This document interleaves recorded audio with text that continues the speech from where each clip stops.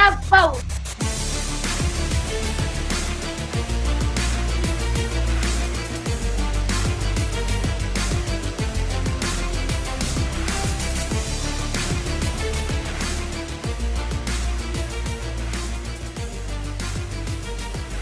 Court is in session with Ryan in Sacktown on If You Don't Like That. Now, Ryan in Sacktown. Oh, must be Ryno.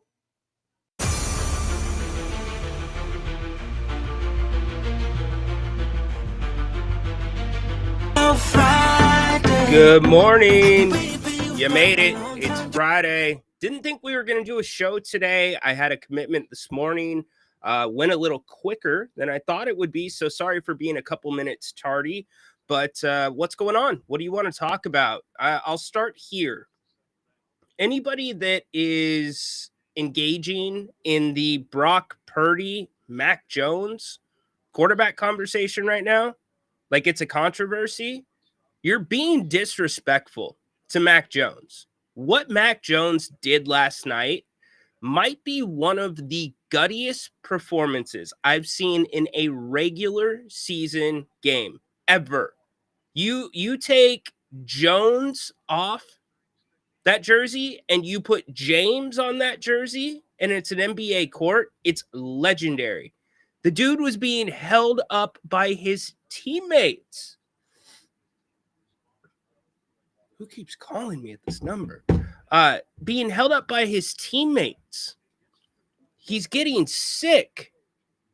They're giving him bananas on the sidelines. Did you see the look on his face when the trainer's working on his arm? And by the way, his leg is hanging off. And somehow the 49ers go in that last defensive stand. The fumble on the goal line. Talk about bright spots, because those were, Fred Warner was in the middle of that too, but those were your rookies on the defensive line coming through. I think this is another thing I take away from last night. Kyle Shanahan was forced to play reserves. Something dude does not usually like to do. The Niners historically in the Shanahan era have been pretty deep, but Kyle doesn't go there. Maybe this will change his mind a little bit. Who knows? It's Kyle Shanahan. But Mac Jones, holy bleep. I was watching it live with a buddy, Haunted Horse, who's a Niners fan. It's an incredible game. It might be the best Thursday night game I've ever seen. Maybe. Just maybe. Kings training camp, day 4 today. Yesterday was the first time we got to see him run fives briefly. If you want to talk about it, we can. I'll be down there at roughly about 12:30. They ran late yesterday, so we were there a little bit later, cutting it close with the show, which Friday show, Fox Sports Radio. Grant and I will do our picks. He'll recap. Great. See, misspeaking there. Any other word but recrap with what happened yesterday. How do I make that mistake? That can't happen.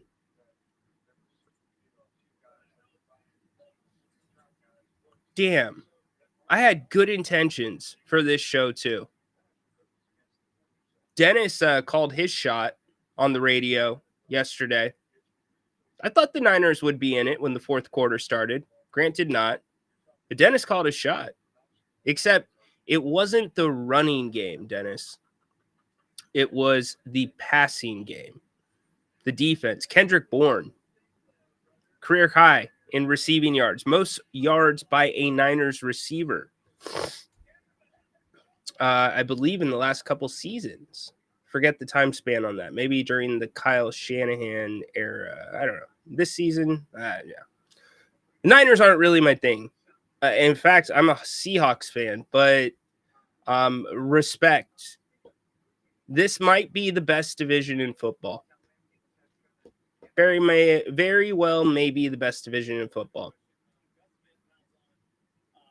It's between the NFC West and the NFC North, right? What other division's harder in football. Got to feel good if you're a Niners fan right now. Got to feel good. Should have never tried to rush Brock Purdy back, too. I will stand on that mountain. All right, let's see what everybody's doing in the chat. What happened? Nothing happened. On Friday mornings, I do have a life. I do have certain commitments. I take care of myself. Mental health is important. I have all these things that I do, and Friday I happened to have an appointment. It went quicker than I thought it would. So there you go. That's what happened. That's how much I care about this show. I hustled in to at least get 30 or 40 minutes going. Yeah, go to the matchups again because Neek said he got his butt kicked. I mean, I don't think that's what I heard from Neek yesterday, but maybe he told somebody else that. Neek said he's learning, said it's a different game in the half court. I have the soundbite on that. He didn't say he got his butt kicked. He got a lot of praise yesterday from Doug Christie. Doug Christie really praised the rookies, and Neek I wasn't so much worried about, but it was a little bit more of Max. Could he put pressure on guys that are bigger than him? He is I don't know that I've seen somebody with his IQ as a big man coming out of college in the last 5 years. His IQ is off the charts. He just understands basketball. He gets it. He was going against Sabonis, and he was able to get 2 spots. He was seeing the floor. Here's what I liked about the scrimmage. I liked the diversity of shots that the Kings were getting. I liked that the ball was moving for the most part. They just didn't knock shots down. Levine had a heck of a steal, and then Daquan Plowden had a heck of a block on Zach LaVine as well. Zach LaVine had a big dunk too. But no, I didn't think Neek got his butt kicked. We'll hear from Coach Christie in a minute. Dennis, the media literally saw at most 5 minutes of scrimmage. Pretty tough to make a judgment on that. Grant missed you last night. Yeah, Dennis, man. You were supposed to come in and call your shot. Dude, the rain's got me all stuffed up. Hello, Richard from Dallas. Happy to have you, buddy. Mac Jones is a beast. He's so tough. Can you find me a tougher, grittier performance in the regular season by a quarterback? Like, what's that list look like?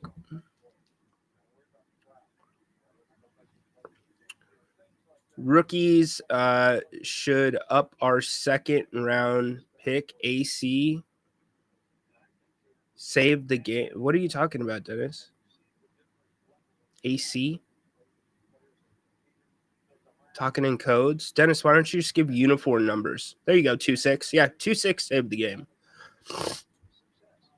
Jones was a true professional. Yeah, exactly. Don't take away from Mac Jones's performance by now making it about should Kyle Shanahan start Brock Purdy. And then there's this other dialogue that in the draft where the Niners took Trey Lance, Kyle Shanahan wanted Mac Jones. I believe it was Michael Lombardi who was saying Shanahan thought Mac Jones was the right guy for that system, but ultimately they landed on Trey Lance. So, is Kyle Shanahan, kind of giving you I told you so right now. The coffee, it is good. I've only had 3 sips. So I'm just waking up. You know what, Peter? I will do that on Fridays going forward. I just didn't have enough time today. This is a male in season. My expectations are the lowest in about 15 years. Yeah, you know what? I talked about it yesterday on the show. I give the coaching staff credit for evaluating what you have looking at different paths in ways that, based off of your talents, strengths, that you might be able to find a path to create an identity, or you could find a path to winning besides rolling the ball out and scoring more points than the other team. And the Kings are hoping that is pace. They're hoping that's 94-foot pressure.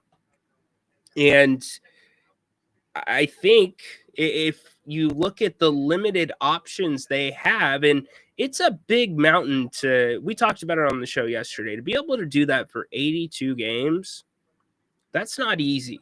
In fact, I asked Doug yesterday about the communication, because the communication in camp has been great. Guys are saying it's open between them and the coaches. You heard Dennis and Malik going at it yesterday in practice when they're doing team conditioning.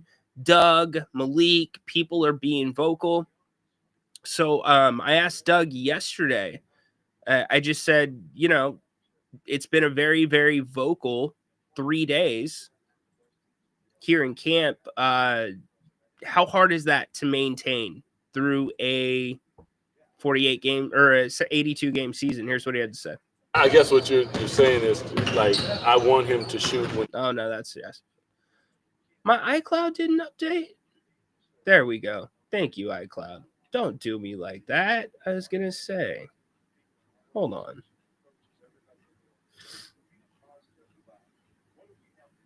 Yeah. Come on. There we go.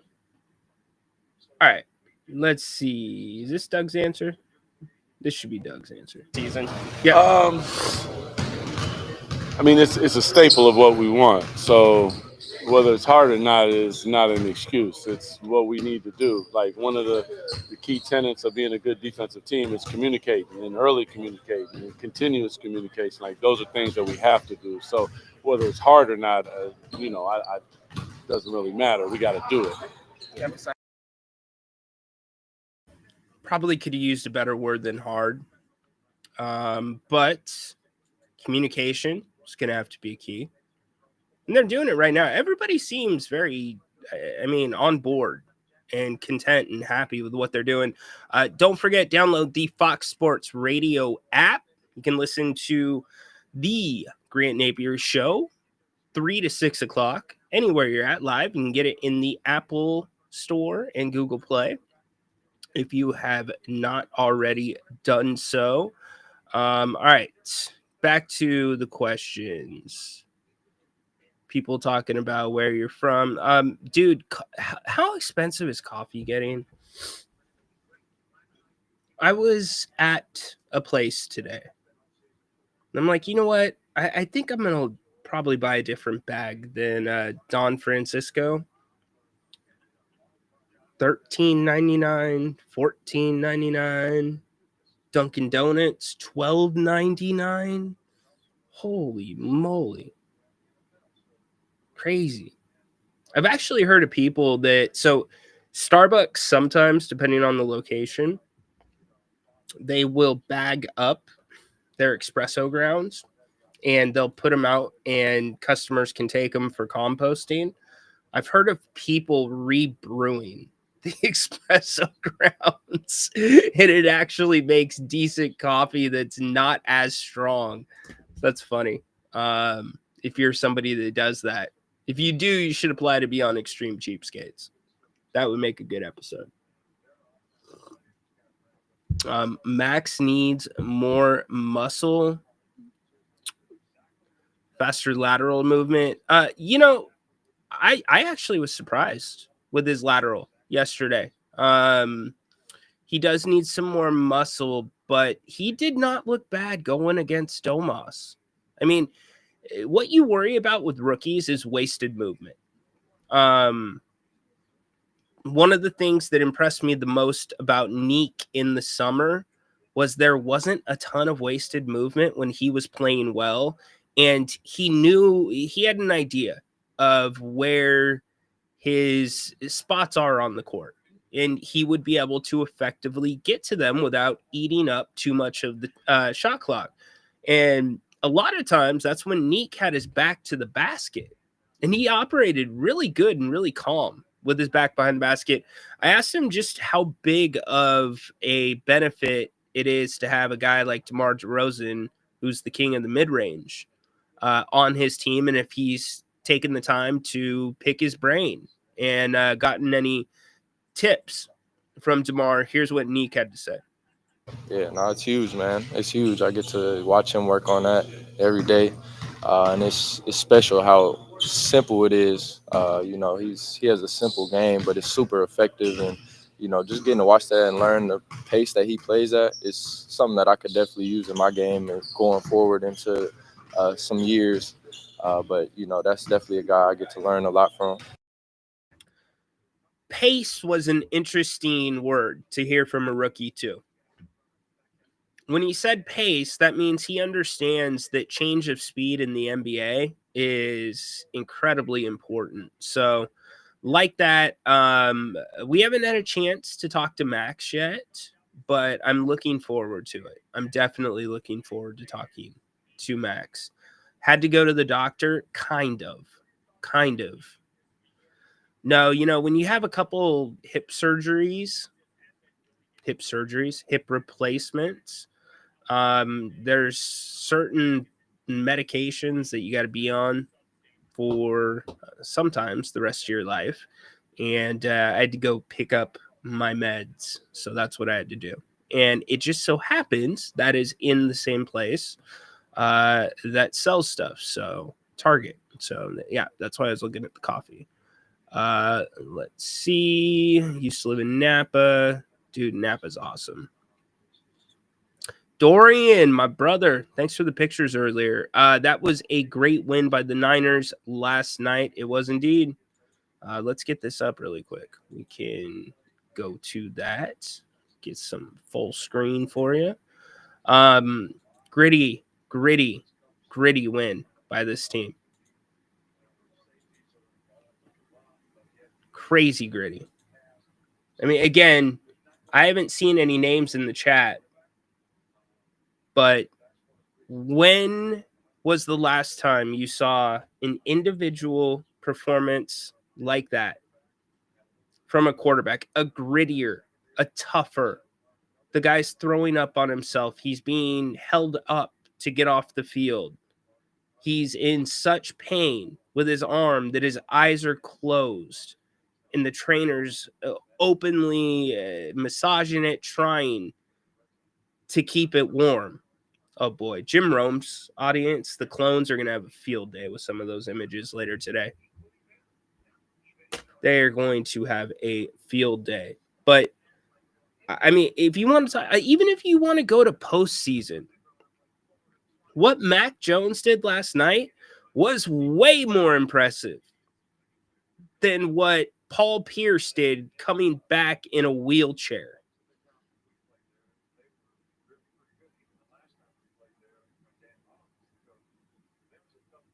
You could even, if you are not putting the importance, if you're not giving an added nod or more credit to the performance because of the stage that it was on, it was as good, if not better, than the flu game from Michael Jordan.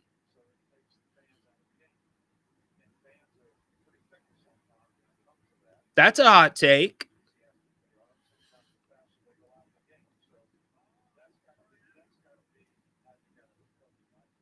You know what helped was having Kendrick Bourne on this roster. Him and Mac played together. I'm going to give Haunted Horse credit for this. Him and Mac played together in New England. So they had some chemistry. And how about Tungus? What a last name, by the way. Tungus is a good-looking young prospect at tight end.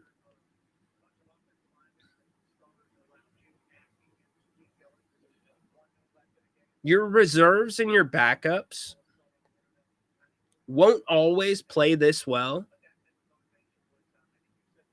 But if you're a Niners fan, the next question I'm beginning to ask is why some of these guys aren't getting a little more time when the people and the players in front of them are healthy. There's something to be said about depth in the NFL as well.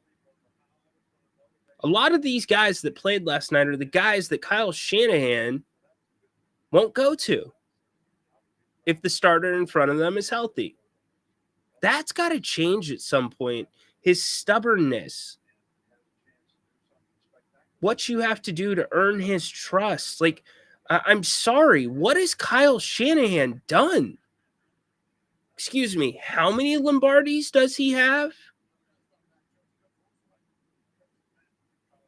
I hope this changes a little bit of Kyle's outlook on playing multiple guys at the same position.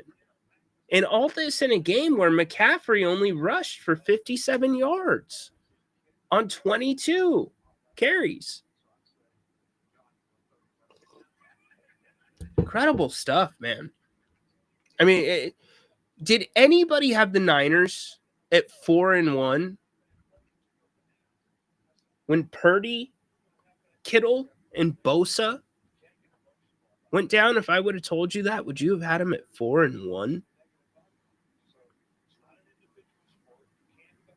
I know. You know what, Mark? Thanks for the super yesterday. I saw it after the show.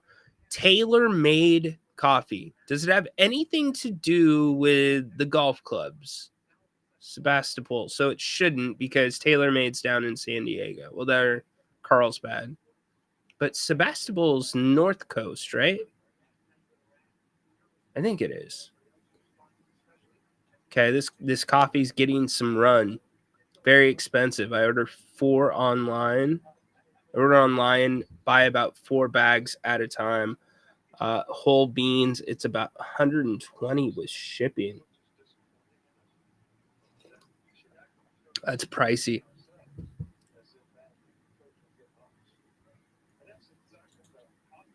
Yeah, that's why they put them out. A lot of people that compost, coffee is great for compost. Excellent.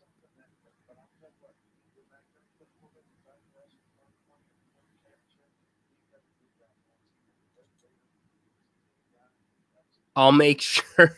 Corn dog, what's up, dude? I love that Grant called you corn dog the other day on the show. So when you call in the radio show, I'm going to put you in as corn dog from now on. Ryan, probably a Chargers fan.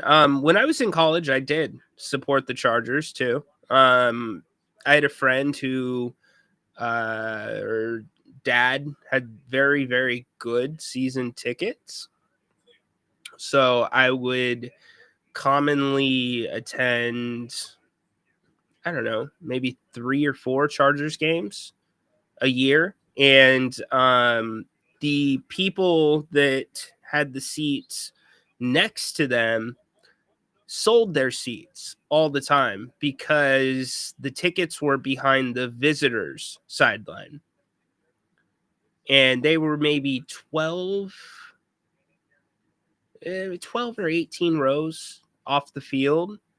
So if the tickets didn't sell, all we had to do was buy a seat to get into, or buy a ticket to get in the stadium, and then we'd go to those seats. So yeah, I spent a lot of time at the Chargers games. That was the Drew Brees, LaDainian Tomlinson, Antonio Gates, Sean Merriman teams. Saw LT break the touchdown record. Saw Eli Manning make his first trip to San Diego, rookie year. I believe it was Sunday Night Football. Neek is very mature. Got a chance to, yeah, for sure. Speaking of Neek, he was asked yesterday about some of the adjustments through 3 days of training camp in the NBA. Here's what Neek had to say. Yeah, no, I think just especially in the half court, honestly, because a lot of college teams trying to play fast, but at the NBA level, it's the half court that, you know, the ball is moving. People are coming off of their actions super quick. And so you got to be sharp and be in the right positions defensively, taking the right angles, certain things like that to put yourself in positions to guard and give yourself a chance to be successful. So that's kind of been the biggest adjustment of trying to learn how to guard these different actions and um, how to play faster offensively, making quicker reads, stuff like that. So the route to success that the Kings, I laid it out kind of at the top. They want to be pests. They want to be picking up full court, and they want to be able to set their defense. And we know the liabilities, or shouldn't say liabilities. We know that there's a couple of guys that defense, quite frankly, isn't their specialty. And you know what? Every team has a couple of those guys, right? So what do you do to compensate for that? What can you do to play better team defense? Well, if you look at the strengths, and I said this yesterday, it's the guys that you have that can play on ball, that can be annoying, that can get up in your grill, and that can throw an offense off. The Kings had a lot of success last year when they did pressure because teams were starting their offenses way higher than they like to. Usually in higher, I mean closer to the half court line. And that's a lot of times where turnovers could get created. That's where you can have Dennis Schroeder playing a little bit of free safety. But in order to do those things, you have to be able to set your defense, which means make a shot, have a stoppage, or get to the free throw line. The Kings did an excellent job the first 25 games of both getting to the free throw line and converting their free throws. As the season went on, it started to tail off, unfortunately. It wasn't bad. It was still better than the previous season, but the free throws are also a huge, huge thing, a major focus of training camp. Control the controllables. Coach Christie talked about that some yesterday. I'm going to give you a couple bites from Coach. I want to get to the free throw line. I think, we got guys who know how to draw fouls. We want to get downhill. We want to make sure they're putting pressure on the rim. But then also another thing the free throws do is they allow you to set your defense. So the more times that we can set our defense, the better position that we put ourselves in when we're not in transition. We want to be a good transition defensive team, but if you're at the free throw line, it also allows you to get set and pick up 94 feet. So there's a lot of things there, but one thing that I do know about free throws is you can get back in the game, but you can also kill a game at the same time. So we need to figure out a way to knock them down. And to their credit, they're shooting those while they're tired, and that's what they're supposed to do, and lock in and make them. Coach Christie also talked about the rookies. Now, pay attention to what he says about Neek here. Same thing as Max, too, but especially Neek at the end of this. I think that they were fantastic draft picks. I think Max has a huge upside and incredible skill set. I think he'll get out on the court and he's going to earn his stripes and earn his minutes. There's a lot of difference, obviously, between college and the NBA, and you have to learn that. And the only way to do it, you do a little bit in training camp, but the only way to learn is when you're playing against people who don't really like you. So for Neek, I'm always impressed with him because there's so many different ways for him to contribute to the game and get himself into the game. He can score the ball. He can shoot the three ball. He can shoot mid-range.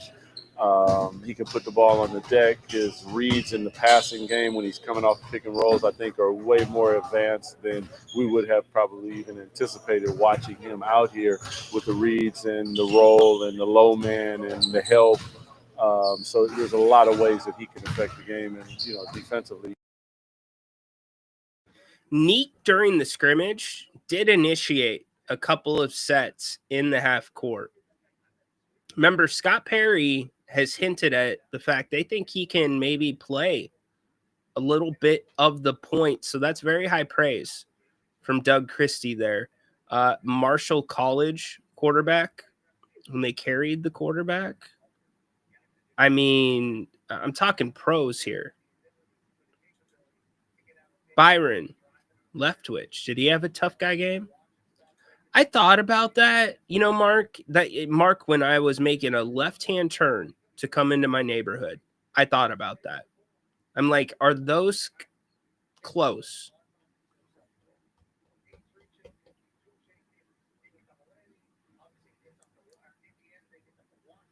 10 years ago, I would say no, but with the attention to mental health and how important that is these days and the maintenance of it, I think you have to consider it for the list. Good job, Mark. What's a bad take? The flu take? The flu game take? It's not a bad take. Tongues is my tight end. Great. Awesome. Jake got me 18 points. Great. Shanahan looks and acts smart. He's proven otherwise in the past. The O-line stinks and Kyle doesn't make changes. Well, what are you going to change? Who are you going to change? I thought Trent Williams played a pretty good game. Thank you for picking me up there. Yes, Sebastopol is west of Santa Rosa. Sounds like the Sacramento veterans would be delighted to play. Stop it. Dennis, you're killing me, dude. Here's what happens, Dennis. You throw stuff against the wall, and you throw so much of it against the wall that something sticks once in a while, dude. Max stuck. Levine stuck. Westbrook ain't coming here. He's not, unless you have significant injuries to guards are traded. I think the 10 are set. Now, a couple of surprises to me yesterday. Corndog, I put the link in the chat if you want to join.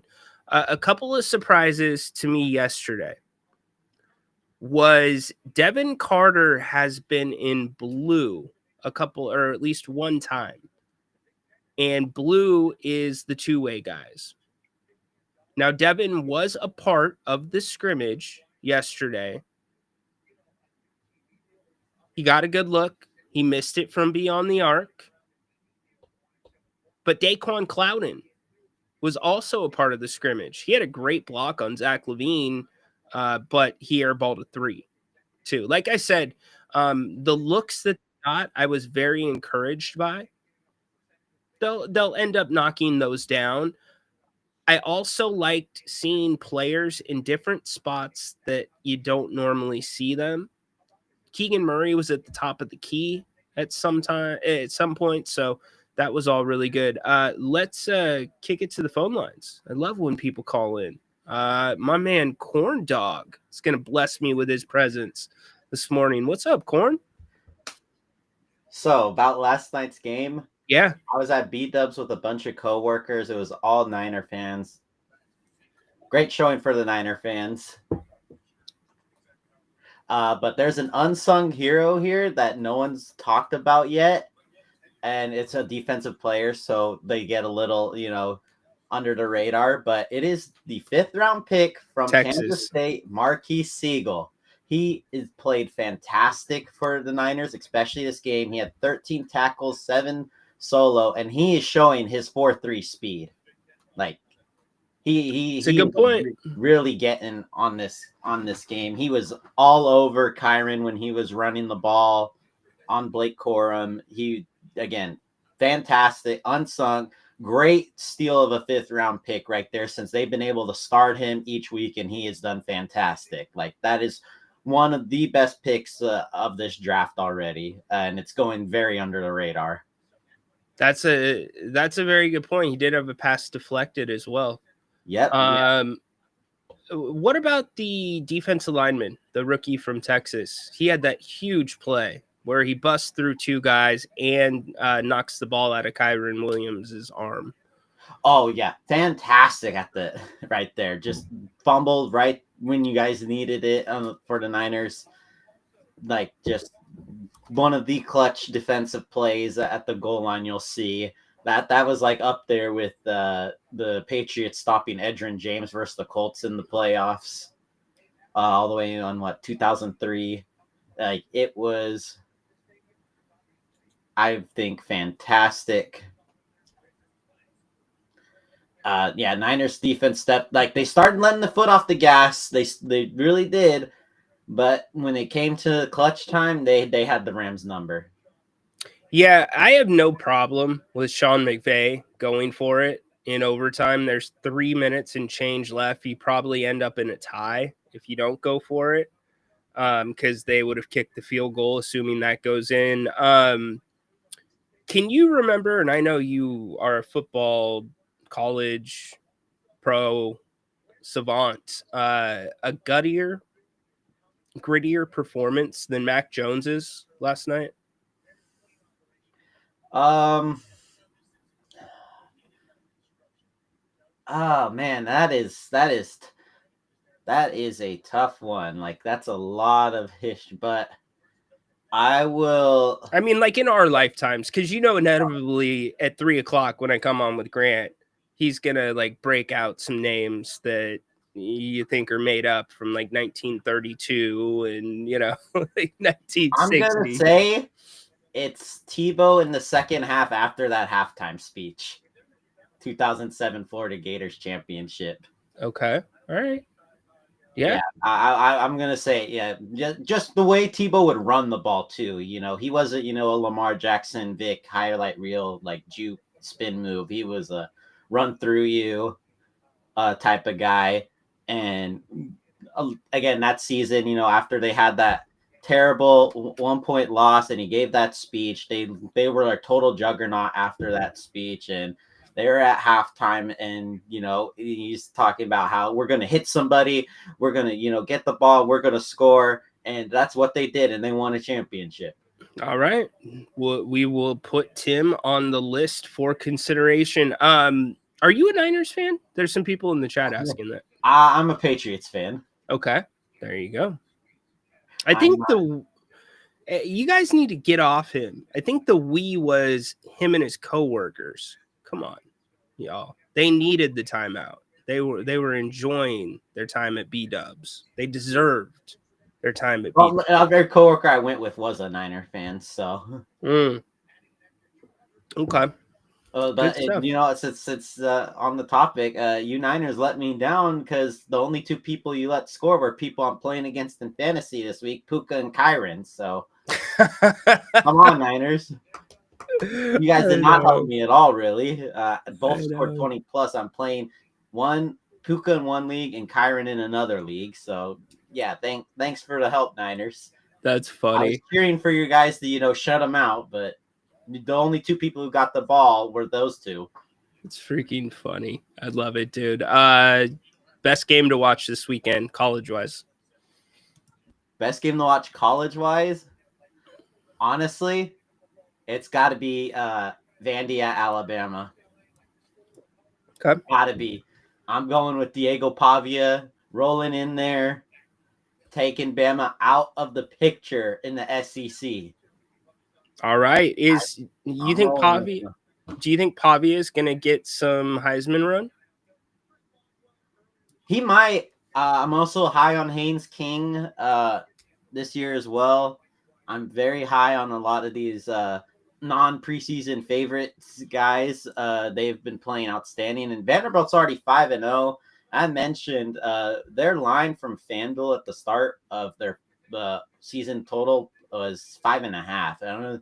And I was just like, you're not giving Diego Pavia 6 games? Like, I'll take that in a heartbeat. Did you? Yeah. Yeah. And same thing, Mississippi State. I think their over-under was like 1 or 2, and they've already smashed that. Like, oh, wow. Yeah. Like, there's just a lot of free money being given out just by winning just, less than half your games. You don't even have to win half your games, and your team gets you free money. I think the Kings are 36.5. Which way would you go? 36.5. They're going to be right around that. They really are going to be. Basketball is also a longer season. You know what? I'm going to give Kings 38. Okay. I'll give the Kings 38. I won't give them 500, but I'll give them 38. I love it. Dude. Well, hey, if I don't talk to you before the weekend, have a great one. Appreciate you calling in, dude. Yes, sir. You the man. All Corn dog dropping in on the King's Court. Always love when we get his presence gracing us. Yeah, it is brutal. I understand. But again, if the Kings can get through November, they can get to, I've said it a million times, Thanksgiving and be around 500, then they can contend for the play-in. Truly believe that. We broke down, or Grant broke down, the Pacific Division. We'll end with this. Malik Monk talked to us yesterday. And I asked Malik, and Grant pointed this out, is an excellent point. The Pacific Division is one of the oldest in the NBA. So I asked Malik, is that part of the consideration to you guys really pushing the coaching staff, making conditioning and pace a staple of what the Kings want to do? Here's what he had to say. Divisions in the NBA. You just said it. Being in shape, I feel like we can get out. We got a lot of young guys too, so they'll help us a lot. Just pushing the pace, being out transition, to get out early. I think you need to start early, start ahead early, so you have ups and downs during the season. In the middle of the season, it won't be as bad. So I feel like that's the biggest key. Malik also talked about the same thing. What would be the secret sauce this year to the Kings' success? What could make this team overachieve? Here's what he had to say. Yeah, go out there and hit first. Like DC said, we just got to go hit first and make sure it's on the defensive end, and everything else will fall into play. Doug seems to really be emphasizing free throws. What's the importance in that, and how much you feel like you can add to that? I think I'm a pretty good free throw shooter. So yeah, me getting to the lane, getting the defense in there, getting fouled, getting people in foul trouble. I think that's a great idea, especially early, because we might not be making shots. The free throw I think is the most points per possession. So that's what he emphasizes. Good that they're looking at that stuff. And last and finally, Malik Monk. Point guard, you got to be your whole life to be a great NBA point guard. You can't just be out there and throwing. Can't get a job that day, go out there and play point guard and be great at it. I think you got to, especially in the NBA, you got to communicate. You got to run the team. You got to run the defense. You got to know what the shot clock is. It's a lot to go in the net. With the two, go play basketball. So it's totally different jobs. We've said a lot of those things here on the channel. Jerry Reynolds has said a lot of those things. And when we've talked about the Kings not having a true point guard. Oh, just wait. I think today we're going to have Keegan and Keon. Keon has the best Keon's is incredible. And I have had a very bad case of the the last couple of weeks on the radio. I don't know where it's coming from. I'm trying to work on it. But yes. Wait till you get Keon's. They're the best. Hands down, the best. So, all right. We are going to wrap up the greatest of all time. It's Keon. It's on the bench for sure. Seahawks are my football team. The first 25 games will dictate the rest of the season. I have a hard time saying that, BJ. Yes, theoretically, yes. But it's 25 out of 82. You still have double the opportunities of that first 25 and some. I get that if you start off slow and you slide and you're not going to have a lot of tiebreakers, then yeah, I mean, that could very well. Not just because of the team in the West, but okay, is Doug Christie going to be on a hot seat? You don't know. And so all those things come into play as well. But I just, if it was a 50-game season, yes, but it's 82. It's 82. Oh, we're going to hit one more phone call before we take off. Dirk, what's up, dude? How you doing? What's up, man? A little under the weather, but I'm doing okay. been a while since I chatted. Saw Yeah, your post. So for sure. Hope you're feeling better, man. yeah, I got a cure for your ums. What is it? Well, just stop talking. For the moment until it comes to you. I think Grant, just having listened to Grant for a very long time, sometimes is to slow down, say things slower to allow him time to catch up on his thoughts or repeat himself. So just little tricks, but not talking briefly, it's hardly noticeable by an audience.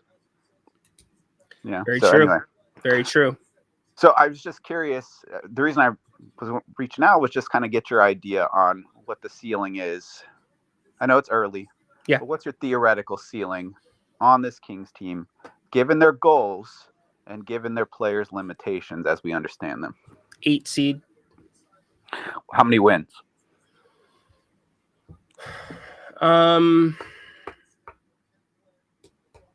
It's a great question.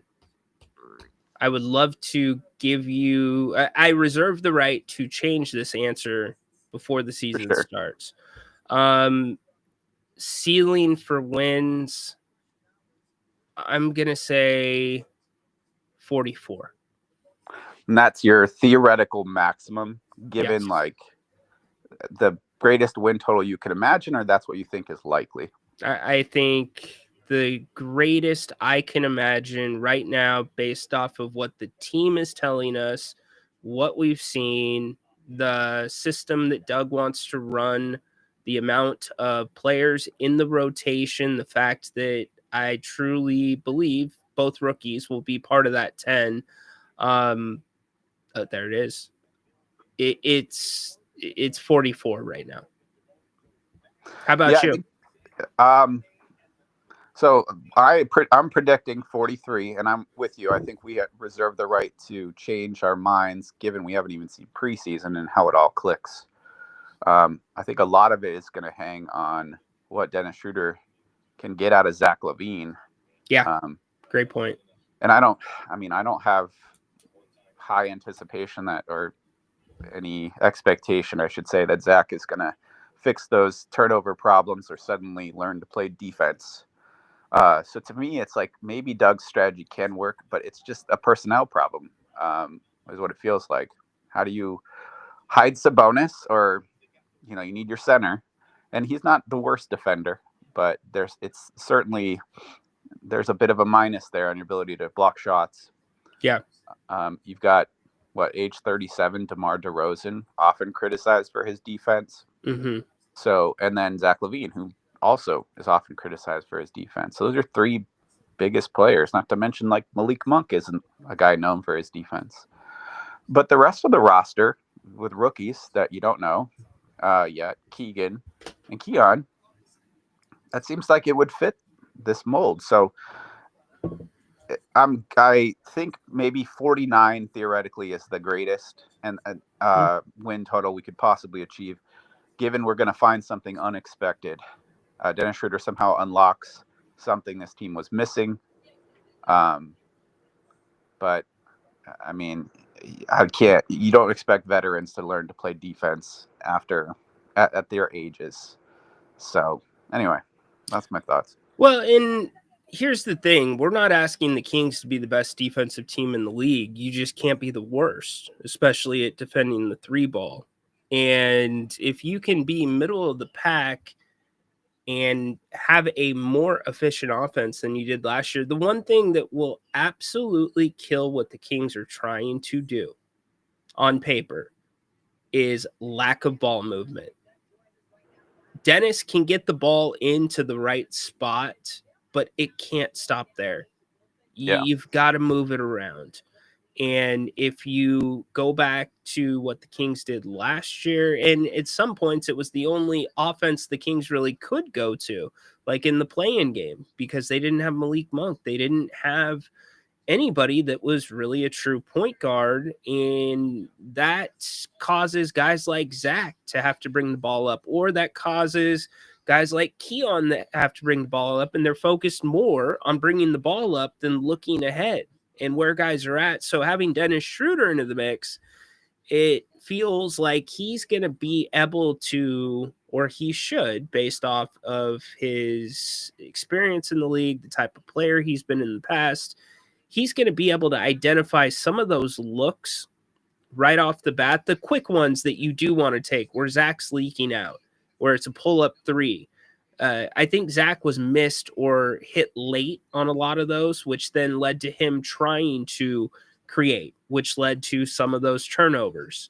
You know, Zach to me is not so much a creator for somebody else. He's a creator for himself. And I don't think you want to ask much more of him than that. Yeah, and I agree with everything you said. You know, I think on last year's chemistry at the end of the year, like in the game we lost, in 51 games or whatever, Zach and Sabonis couldn't figure out how to work together. And given we don't have a point guard, I still have a hard time. Did they have 50 games? It seems like it was less than that. I'm not 100% sure. I thought I heard that from someone. That's why that number came to mind. But it was at least half the season, right? So at least 40. We would agree with that, right? Well, I'm thinking about the All-Star break. I'll figure it out. Go ahead. Yeah, and just even at given 40, right there, I don't recall ever seeing a game where it just clicked. Whereas you saw Malik and Sabonis working together, and you could just see, not this last year, but when they started that relationship, you could see it just clicking, the two-man game. But there's no game, and I don't have footage to see what Zach LaVine looks like in an ideal situation of working with a point guard and where are those spots. It seems obvious like where his spots are. You would design an offense around his ability to, number one, shoot the three, number two, transition, like run and give him the ball in transition. And then for the third, you give Zach the opportunity to penetrate or make a quick decision. But the longer the ball stays in his hands, the worse it's going to be. How's Doug going to keep the ball out of his hands and make sure he uses it in that right sweet spot where we need him? Yeah, Doug and Domas, there's been these wrinkles that have been hinted at, and Doug would like to keep Domas moving around rather than have him at that dunker position all the time for a number of reasons, which makes sense. To your point, though, I think they're all valid. I do. We're assuming too that Zach's going to be able to stay healthy and play a full season, something that, has not been a strength of his throughout his career. We're assuming that of also DeMar DeRozan, who played well last year and played a lot of games. All these things can change, which can change the dynamic of the team, but time will tell. But hey, Dirk, appreciate the call. I got to get out, brother. Have a good one. All right. Thanks, Dirk. Hope you feel better. Thanks everybody for showing up. I know I said we weren't going to do it, and then, was able to squeeze it in. Got to run. Going to go down to the G1C here in a little bit and check out practice and get some audio for today's show on Fox Sports Radio. Don't forget, download the Fox Sports Sacramento app if you haven't already. It is available for free in the Apple Store, Google Play as well. All podcast episodes right now are currently being hosted on Grant's podcast channel. So you can catch all of the replays there split into hours. So you can pick and choose what you would like to listen to. Today on this show, we will recap last night. We'll recap day 4 of Kings training camp. It'll be day 4, practice number 5. Also, Grant and I will be doing our picks. Our Friday 4-pack presented by Bennett's. By the way, the winner receives, not us, Grant and I, the winner of y'all. If you submit 4 picks to us that are ATS against the spread, we're going off DraftKings. We'll give you the instructions again, but the winner will get a $100 gift card from Bennett's. So go make sure when we do our picks, you send us yours. We'll tweet ours out. You can respond to those. We will also announce last week's winner today during the segment. We have Mike Silver, I believe, set up today as well on the show to talk football. So we'll get you ready for the weekend. We'll give you your dose of Kings, and it will be a good, fun way to close out the week. Not sure if Grant's doing a show tonight, so keep your eyes on our X accounts. We'll update you on that. Thanks for being here. Appreciate y'all. Can't wait to talk to you at 3 p.m. Hey, do us a favor too. Call the show. We would love to hear from you. You can take the show any way you want. When we are on at Fox, I'm screening the calls, so you don't have to worry about going through layers of people. Lob us a call. We'd appreciate it. Change the conversation.